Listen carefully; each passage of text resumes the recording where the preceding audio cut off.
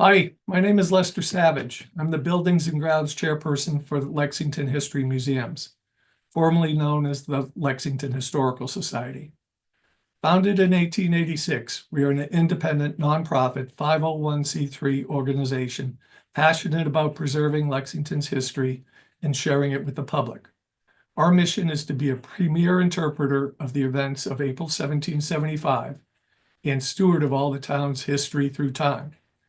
We give tours of fascinating historic sites where significant events of the early days of the American Revolution unfolded in Massachusetts. We had 29,669 visitors in 2024. Visitors walk in the steps of John Hancock, Samuel Adams, Paul Revere, and George Washington. The Hancock-Clarke House, built in 1737, is owned, maintained, and staffed by Lexington History Museums. It was the home of key figures in Lexington and American history. The house was built as a parsonage for the Reverend John Hancock, grandfather of the founding father, John Hancock. It is where he lived for a time as a child. When the Reverend Jonas Clark succeeded Hancock as minister, he lived here with his family. Reverend Clark was a strong supporter of the colonial cause. It is in this house where, on the evening of April 18th, 1775, John Hancock and Samuel Adams were guests of the Reverend Clark and were warned by Paul Revere that British troops were advancing. So that's your history lesson. Now on to the building. In 2008, Hancock-Clarke House was renovated to bring it into ADA compliance and add climate controls. The building was enlarged to include an addition that provided a public bathroom and a kitchenette. At that time, we used Rikerson Associates as our architects. In the summer of 2024, we repaired the kitchen chimney on the building. In that process, we found a number of degraded and missing shingles. In order to verify our analysis of the Hancock-Clarke House roofs, we recently had Dean Rikerson reevaluate the structure.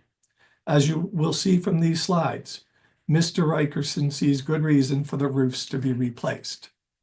You can see his recommendations here.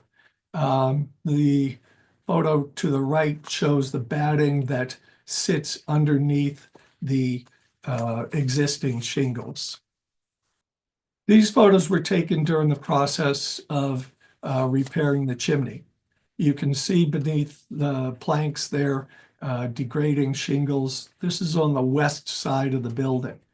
So there's missing shingles and degraded shingles. We've put patches on this, so we are not getting water penetration at the moment, but the long-term need is to replace the roofs.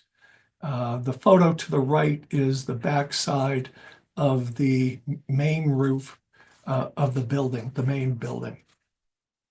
These photos, the one to the left shows the front of the house and where the dormers are. This is east facing, and you can see again degrading shingles, lichen, moss, and missing shingles.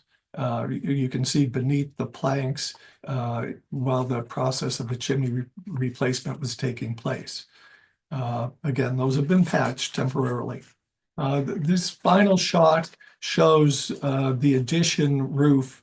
And one of the reasons we're going through this at this time is these roofs are very shallow. So water's staying on them longer and causing more rot, lichen growth, moss growth, and general degradation. So this pretty much takes you through where the building is at. We appreciate your consideration and hope that you understand our need. Thank you very much.